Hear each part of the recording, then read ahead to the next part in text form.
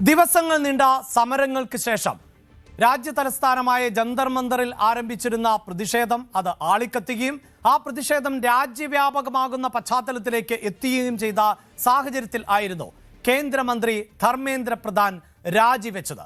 അങ്ങനെ രാജിയെ തുടർന്ന് പ്രഹ്ലാദ് ജോഷിക്ക് ഇപ്പോൾ കേന്ദ്ര വിദ്യാഭ്യാസ വകുപ്പിന്റെ അധിക ചുമതല കൂടി നൽകിയിരിക്കുകയാണ്. ഏൽപ്പിച്ച ഉത്തരവാദിത്വം തന്റെ കഴിവിന്റെ പരമാവധി ഉപയോഗിച്ച് നിർവഹിക്കും എന്നാണ് പ്രഹ്ലാദ് ജോഷി വ്യക്തമാക്കിയത്. ബി.ജെ.പി. പ്രവർത്തകർക്ക് പദവിയേക്കാൾ വലുത് രാജ്യവും യുവാക്കളും ആണ് എന്ന് അമിത്ഷായും പ്രതികരിച്ചു.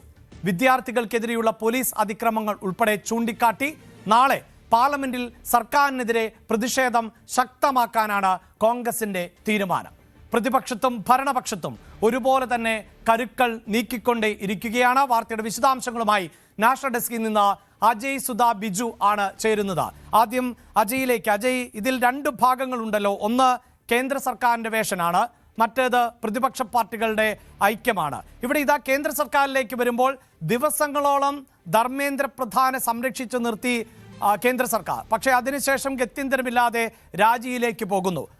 അതോടെ പ്രശ്നങ്ങൾ അവസാനിച്ചു എന്ന് കേന്ദ്ര സർക്കാർ കണക്കാക്കുന്നുണ്ടോ?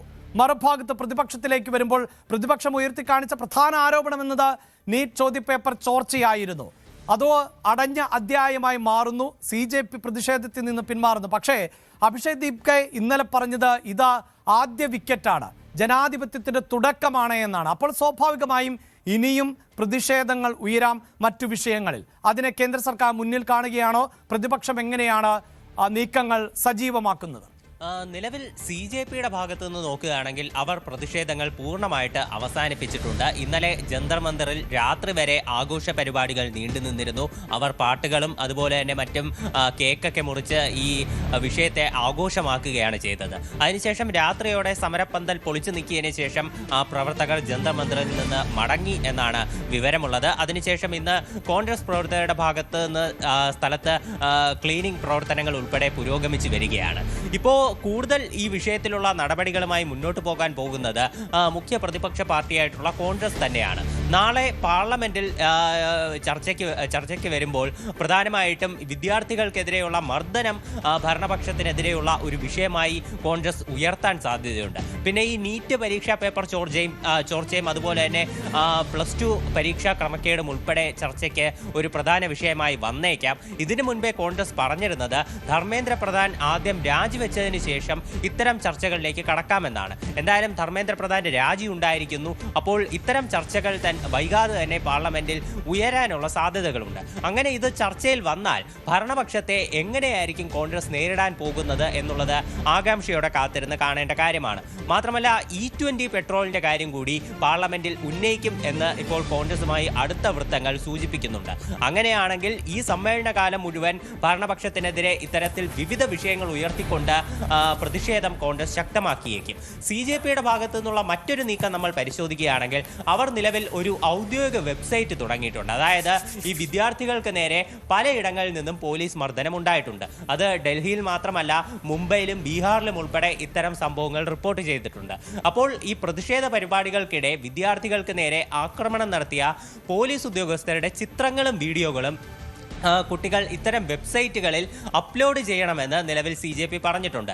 ഈ വെബ്സൈറ്റിൽ അപ്ലോഡ് ചെയ്യുന്ന ചിത്രങ്ങളും വീഡിയോകളും വെച്ചിട്ട് CJP ഔദ്യോഗികമായി തന്നെ ഇത്തരം പോലീസ് ഉദ്യോഗസ്ഥർക്ക് നേരെ ഒരു പരാതിയുമായി മുന്നോട്ട് വരും. പോലീസ് സ്റ്റേഷനിലായിരിക്കും ആദ്യം ഇതുമായി ബന്ധപ്പെട്ടിട്ടുള്ള പരാതികൾ നൽകുക. പോലീസിൽ നിന്ന് കൃത്യമായിട്ടുള്ള ഒരു നടപടി ഉണ്ടായില്ലെങ്കിൽ ഇതിനെ സംബന്ധിച്ച് കോടതിയെ സമീപിക്കുമെന്നും നിലവിൽ CJPയുടെ ഭാഗത്ത് നിന്ന് അറിയിച്ചിട്ടുണ്ട്.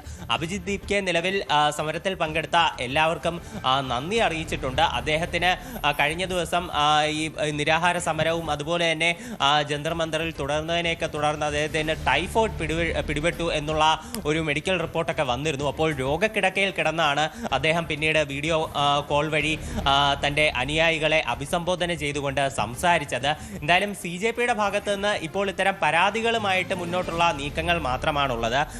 ഡൽഹി പോലീസിന് ഇപ്പോൾ കേന്ദ്രത്തിൽ നിന്ന് ഔദ്യോഗികമായിട്ടുള്ള ഒരു അറിയിപ്പ്, അതായത് ഈ വിദ്യാർത്ഥികൾക്ക് നേരെയുള്ള കേസുകൾ റദ്ദാക്കണമെന്ന് പറഞ്ഞുകൊണ്ട് ഒരു ഔദ്യോഗികമായിട്ടുള്ള അറിയിപ്പിന് വേണ്ടി നിലവിൽ പോലീസ് കാത്തിരിക്കുകയാണ്. ഇന്നലെ കേന്ദ്രം ഇത് സംബന്ധിച്ചുള്ള ഉറപ്പെല്ലാം വിദ്യാർത്ഥികൾക്ക് നൽകിയിരുന്നു.